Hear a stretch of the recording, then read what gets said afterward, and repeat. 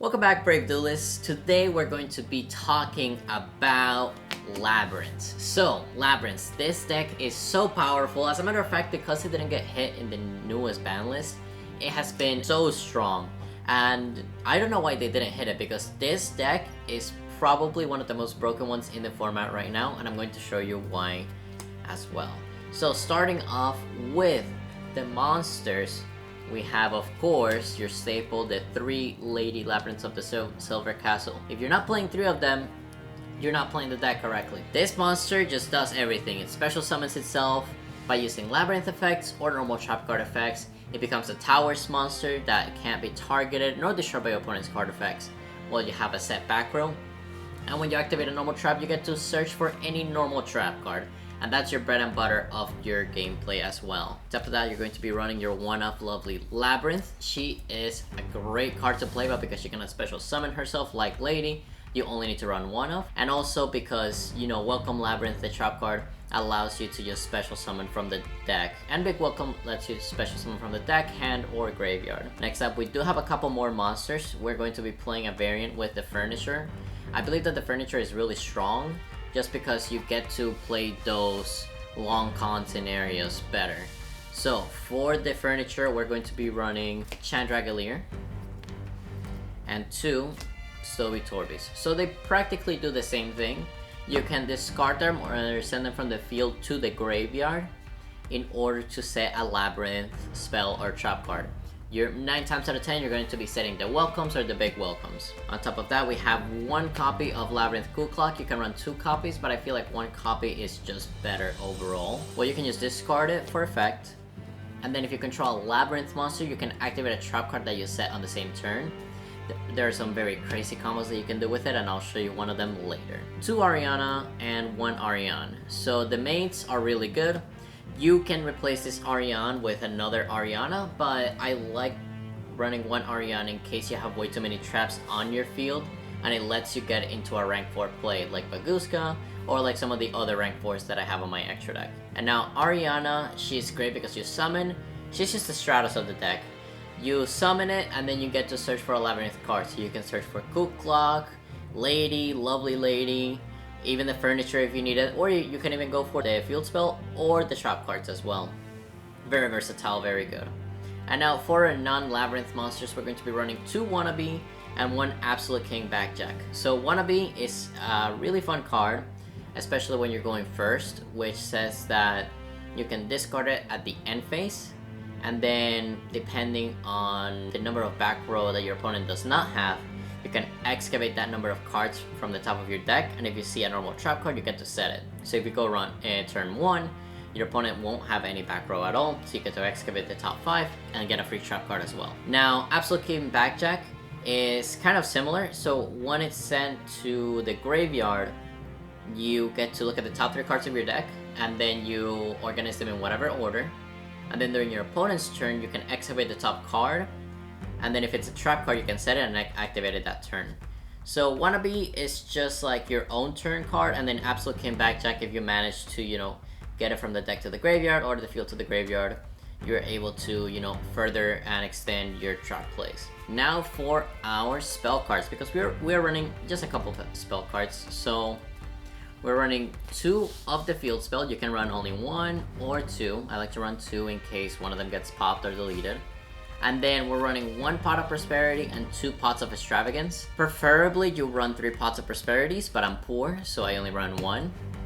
Otherwise, you can run 2 Prosperities and 1 Extravagance, because sometimes I feel like drawing 2 cards could be more powerful later in the game than just looking at the top 6.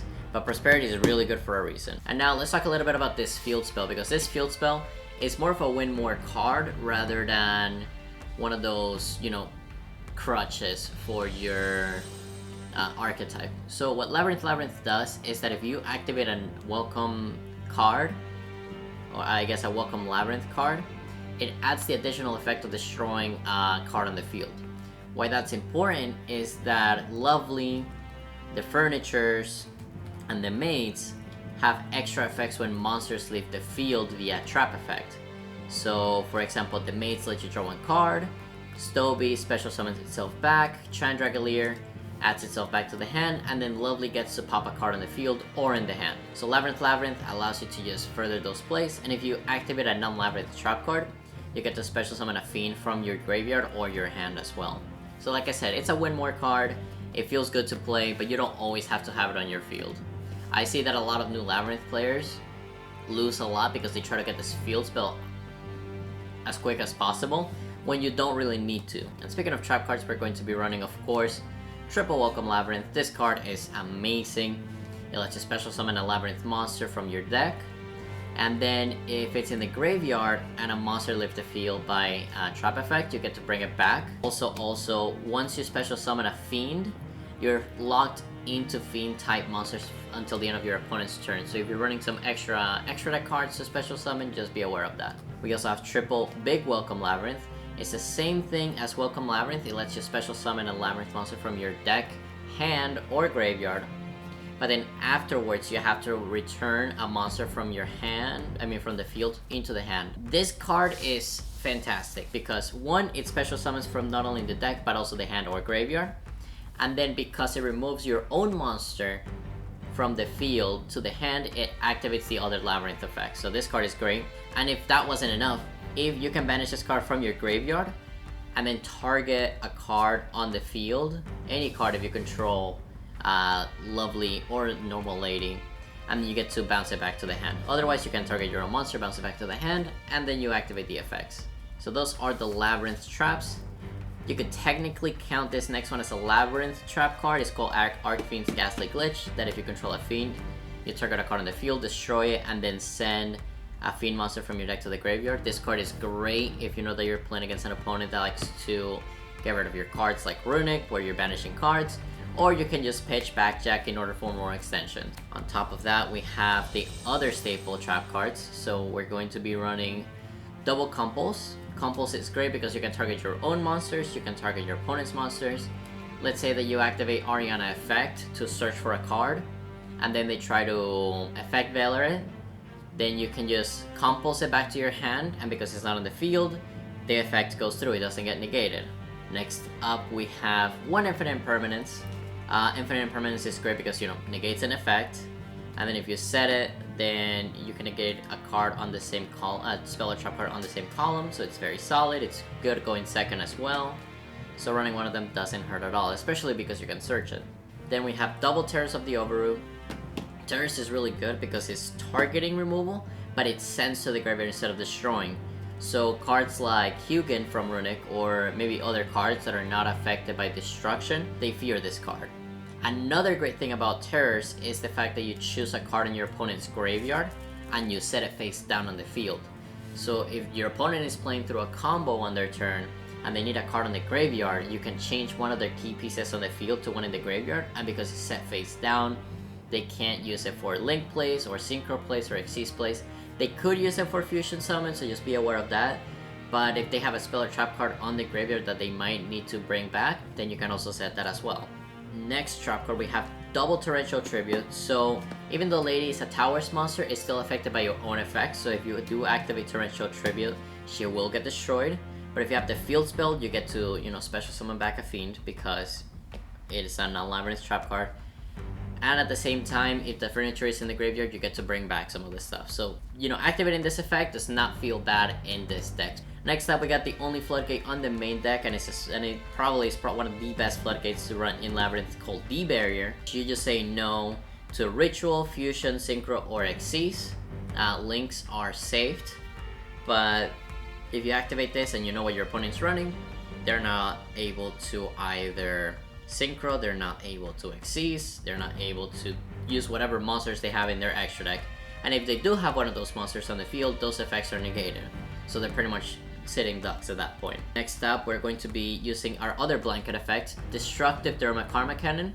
Honestly, this is just Torrential Tribute on steroids, because it just changes all the cards in the field to face down defense position. But what about link monsters? So if a card is not able to be flipped face down, it is automatically sent to the graveyard. So even if that link monster is cannot be targeted or cannot be destroyed by card effects, it still gets sent to the graveyard. Really good card. And then finally, we have the 2 Dogmatic punishments. You target a face-up card your opponent controls, and then you send an extra deck monster with higher attack. The reason why this card is really good is because you can send extra deck monsters that have effects when they're sent to the graveyard. Speaking of which, we're going to go right into them. For the extra deck, we're going to be running a couple cards, but first I'm going to be talking about the Dogmatic punishment targets. So we have 1 Garura, you can run 2, I only have 1, but when it's sent to the graveyard, you draw a card. Nice. Then we have double Entis. So what Entis does is that if she's sent to the graveyard, you can target a card on the field and then destroy it. Let's say they want to get rid of a spell or trap card on the field, you can use Dogmatic punishment on your opponent's monster, and then Entis effect happens, and then the Labrynth effects happen. We also have 1 Cyframe Lord Omega, and so Cyframe Lord Omega allows you to, when it's sent to the graveyard, you pretty much target another card in the graveyard, and then you return those to the hand. So in case you're, running the long game and you already use your Garura, but you can use it again, you can use Omega, target this, and then Garura back, or you can even target something like your Big Welcome Labrynth or any other card that you want back in your deck. Of course, we have Pegasus at Ignister. This card is more of a defensive card instead of a proactive card, just because it says that if it's in the graveyard and your opponent destroys a card by battle card effect, you can banish this card from the graveyard, shuffle it into the deck. And then finally, you hit your opponents with the legendary just Malong. What is Malong? Malong. No, but this card is sent to the graveyard, you target a card your opponent controls, return it to the hand. Non-destructive removal, it targets, but at the end of the day, if a card cannot be destroyed by effects and it's an extra deck monster, you send them back into the extra deck. Let's talk about the cards that we're actually going to be able to summon. So we have Double Macracker of the Underworld. I run 2 just in case one of them gets banished by Pot of Extra. This card is amazing. It brings fiends back from the graveyard by discarding. If one of the fiends is going to be destroyed by a card effect, you can just tribute a fiend instead, meaning that they're also protected. Overall, amazing card. We also have 1 Relinquished Anima. This card is mostly used if you have Absolute Kin Backjack in your hand and you don't know what to do with it. You can just summon it, go into Relinquish Anima, activate the Backjack effect, and then if your opponent is not playing their zones correctly, then they get pranked and you take their monster. Also, you don't feel too bad when this card, it gets banished. Then we have our Blackluster Soldier, Soldier of Chaos. If you have 3 monsters on the field, then trust me, you will. It just has very solid effects, because if you link summon it with a monster that is level 7 or higher, your opponent cannot target it with card effects. So this card becomes untargeted by card effects, really solid, and if it attacks, it either gains attack, you get to banish a card, or you get to attack again. Now onto our non-link monsters, we have Evil Storm and Tectonite. Normally you want to replace this with Nightmare, but either one works depending on the meta. Excite-Tonight just wipes the board if your opponent has more card advantage than you do, meaning the more cards in the field than in the hand. But pretty much, if a monster is summoned, you get to detach materials and then you flip that monster face down. Of course, you want to run your Duelist, because Duelist is amazing. He has 3 effects, but you're only going to be using the one where you draw 2 cards, discard 1. We have 1 Baguska, just to stall the game out a little bit. Baguska is our friend, especially because we don't really use too much monster effects, we use mostly like spell and trap card effects. There are 2 spicy cards, so we have 1 copy of Horp Harbinger, Dragon of the Tectonic Galaxy. That's a mouthful. You know that your opponent's running a lot of spells, you can just put this guy on the field and he can absorb one of the spell cards as well. He has some pretty cool battle effects, but you don't have to worry about those.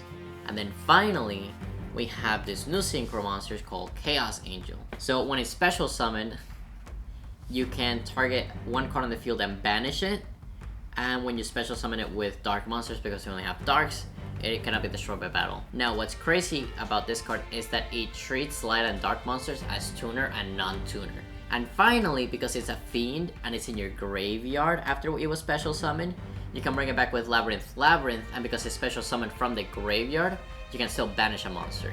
You can also activate this with Muckraker from the Underworld. The combos are just nasty. Now that we got over our extra deck, let's talk about our side deck. So our side deck is, very dependent on the meta. I usually like to run 2 Ash Blossoms because there's a lot of searching in this game right now. You also want to run 2 Droll and Lockbird for the same reason. Droll and Lockbird might be actually better just because it just stops your opponent. We run 1 Chaos Hunter because they're a fiend, so you can special summon it from the graveyard if anything with Labrynth. Or if you have it in your hand and your opponent special summons a monster, you can discard a card, special summon it. It says no to banish. So cards like Flu, cards like Runic, they just die. They just cry. And then on top of that, we have 2 Lava Golems. It is a Fiend. You can compulse it back to your hand. It's the perfect kaiju for this deck. And then for the trap cards, we have another Infinite Impermanence. If you want to use it, because 2 is better than 1, especially going second. Speaking of going second, you want to run 2 Evenly Matched. One reason why Evenly Matched doesn't feel too bad to play in this deck is because you can just use Ariane to send it to the graveyard and then special summon a card, so it doesn't feel too bad if you just draw it and you have Ariane. And then you have 1 different dimension ground. This card pretty much says that any monster sent to the graveyard is banished instead. So playing against combo decks that are very reliant on the graveyard, die with this card. And I run 2 Anti-Spell Fragrances, but you can replace 1 Anti-Spell Fragrance for 1 DDG. Eradicator, Epidemic Virus, and Deck Devastation Virus. If you lose a game and you're going first, side these cards in and just demolish your opponent, because you can just add them thanks to Lady. And Eradicator gets rid of your opponent's either spells or traps, and then Deck Devastation Virus gets rid of your opponent's monsters. And if you're playing against something like Melfi, or Sprite, or Live Twin, or pretty much anything that has 1500 or less attack, they just get destroyed, even if your opponent draws it. So it is a great card, and it also gives you knowledge on what your opponent is drawing. Very strong cards, especially when you're guaranteed to go first and you know what your opponent is playing. Finally, let's talk about some combos. This combo is what I like to call the IKEA combo, because you're using all of your furniture for this. It only needs 1 Chandragalier, 1 Stovey, 1 Cool Clock. And even if you don't have all these 3 cards, if you do have an Ariana in your hand, you can always search for the missing piece. So you want to discard Cool Clock. Again, what this does, it means that if you set a trap card this turn, you can activate it if you control a Labrynth monster. Then, very important, you discard Chandragalier first, and then send Stovey as well for cost to set a big Welcome Labrynth. And because a card was discarded because of a Labrynth effect, you can either add Cool Clock back to the hand or special summon it. You want to special summon it. And because now we have a Labrynth monster on the field, we get to activate Big Welcome Labrynth. We want to add Lovely Lady to the field, and then we have to bring back one of our cards back to the hand, so we send Cool Clock back. Now, because a monster left the field because of a normal trap effect, you want to activate Lovely Lady, Chandragalier effect, and Stovey effect. So, in order, Stovey gets to special summon itself, Chandragalier goes back into your hand, and Lovely gets to pop a card in your opponent's hand.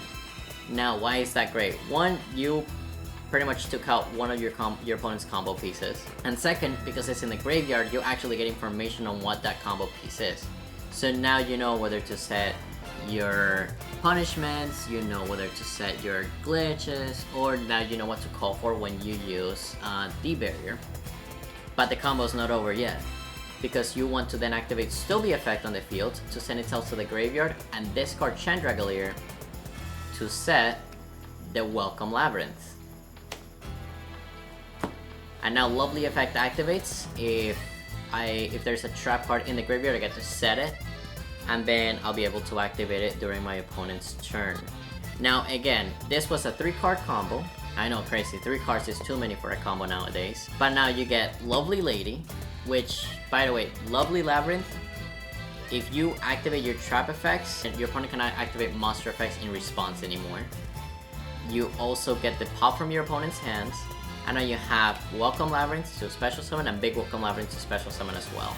This deck is insane, as I've been saying this whole time.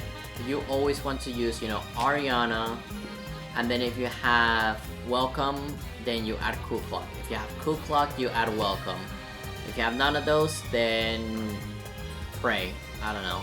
And then of course, Lady Labrynth of the Silver Castle is one of your best cards. So like I said, Labrynth, not really a combo deck, but it has some very spicy combos if you know how to use the deck. Remember that if you survive the second turn with this deck, it will just run anything over. So it is important, pivotal I'd say, to just survive those first 2 turns, and then you can just play your own game, and yeah, you just win. So thank you very much for watching. If you liked the video, Please like it and subscribe, and also let us know in the comments below what other deck you want us to talk about.